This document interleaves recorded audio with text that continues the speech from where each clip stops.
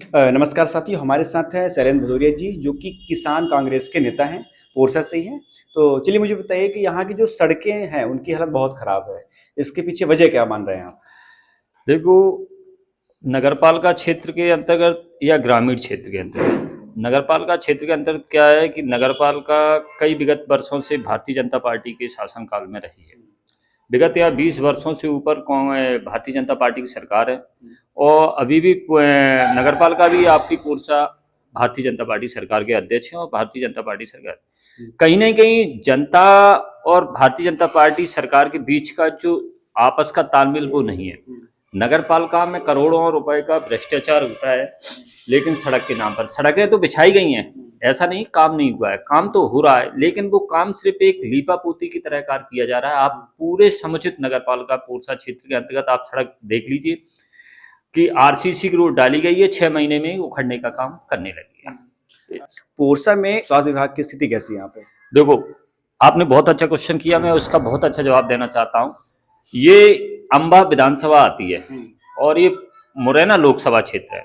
सबसे बड़ा दुर्भाग्य देखिए कि मध्य प्रदेश के विधानसभा अध्यक्ष इसी क्षेत्र से आते हैं और पूर्व में केंद्रीय मंत्री भी रहे, 2 बार प्रदेश अध्यक्ष भी रहे। और सबसे बड़ी बात ये देखिए कि यहाँ आप इतिहास उठाकर देखिए, लगभग 25 से 30 वर्षों तक जो मुझे अनुभव है, यहाँ भारतीय जनता पार्टी के सांसद रहे हैं और विधायक भी रहे हैं। अभी 2 बार से जरूर कांग्रेस के विधायक, 1 बार एक अभी।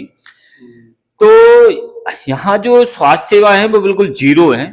ये बड़ा दुर्भाग्य है कि इतने बड़े नेता का क्षेत्र होने के कारण भी और क्षेत्र में डॉक्टरों की व्यवस्था नहीं है और ना ही मरीजों को कुछ सहूलियत दी जा रही है। और जबकि अंबा विधानसभा के जो पोरसा ग्रामीण क्षेत्र 53 पंचायतें आती हैं, लगभग 2.25 लाख आबादी है इस पोरसा की। 2.25 लाख आबादी, आप देखिए यहाँ हॉस्पिटल तो है लेकिन डॉक्टरों की पूरी व्यवस्था नहीं है। और डॉक्टर भी अगर जैसे बॉन्ड पे आते हैं तो एक डॉक्टर आता है, एक जाता है, एक आता है, जिससे 2.25 लाख लोगों में से अगर एक डॉक्टर कहाँ तक मरीज देखेगा। और यहाँ कोई सुविधा नहीं, इसलिए यहाँ क्या है कि जो नर्सें भी हैं वो भी आप देख रहे हो कि कोई भी सीरियस थोड़ा सा भी आता है तो उसको मुरैना जिला स्वास्थ्य के लिए रेफर कर दिया जाता है। इससे बड़ी गंभीर समस्या पोरसा की अब आपको क्या बता सकते हैं? वर्तमान में आप किसान कांग्रेस के नेता हैं ना। बीते 1 महीने पहले जो आपके कलेक्टर है इस जिले के, सक्सेना जी, उन्होंने एक वीडियो जारी किया था। उन्होंने साफ साफ कहा था कि जिले में जो खाद है उसकी भरपार है, मतलब जितनी रिक्वायरमेंट उतनी पूरी है। लेकिन उसके 10 दिन बाद ही पोरसा में जो सब्जी मंडी, गल्ला मंडी, वहाँ पे जो वितरण हो रहा था, उसमें जो किसान आए तो हमने उनसे बात किया था, हमने कवरेज किया था। रिक्वायरमेंट थी 30 बोरी की, लेकिन उन्हें 5 से 8 बोरी मिल रही थी। तो इस पर क्या कहेंगे आप? देखो, आपने दूसरा भी किसानों के मुद्दे पर बहुत अच्छा क्वेश्चन किया, मैं उसका भी आपको जवाब देना चाहता हूँ। आप देख लीजिए, मैंने आपसे पहले भी कहा था कि अंबा पोरसा ब्लॉक में 53 पंचायतें आती हैं। अब यहाँ जैसे 2 ट्रक की जरूरत है कैपेसिटी की किसानों के लिए, तो वहाँ 1 ट्रक भेजा जा रहा है। दूसरी सबसे बड़ी क्या है, सोसाइटियों के अधिकारी और कर्मचारियों की मिलीभगत से, कुछ दलालों के माध्यम से खादों का काला वितरण बहुत किया जा रहा है। आप देख सकते हैं कि लोग यहाँ खादों के लिए परेशान है। अभी पूर्व में ही मध्य प्रदेश के जो पंचायत मंत्री थे, उन्होंने ये बयान दिया था कि खाद की पूर्ति की जा रही है। जी कि आप देख सकते हो, हम इस पोरसा ब्लॉक की बात नहीं कर रहा है, संपूर्ण मध्य प्रदेश में खाद के लिए किसान मारामारी घूम रहा है, कालाबाजारी हो रही है, जिससे आप प्राइवेट गोदामों पर जाके देखिए, वहां खाद भरपूर मात्रा में, लेकिन अगर किसान वहां से खरीदता है ना तो कहीं ना कहीं उस पैसे का दुरुपयोग हो रहा है। मतलब जो 300 की चीज है वो 600 में मिल जा रही, इसलिए किसानों को लूटने का काम भारतीय जनता पार्टी सरकार कर रही है। हाँ, जो पिछले 2 विधानसभा चुनाव हुए हैं उसमें जो अक्सर, या पुराने जो विधानसभा चुनाव भी हो चुके हैं, उनमें से जो कांग्रेस का गढ़ माना जाता है, चंबल क्षेत्र हो गया, ग्वालियर क्षेत्र, यानी कि जीत हार कांग्रेस की यहीं से डिसाइड होती थी, है ना। लेकिन इसके बावजूद भी इस बार कांग्रेस इस क्षेत्र से हार गई। इस क्षेत्र से तो नहीं हारी, मतलब सिंपल, लेकिन आसपास के क्षेत्र उनसे भी आपका मतलब जो हार उनको मिली है, इसकी वजह क्या है?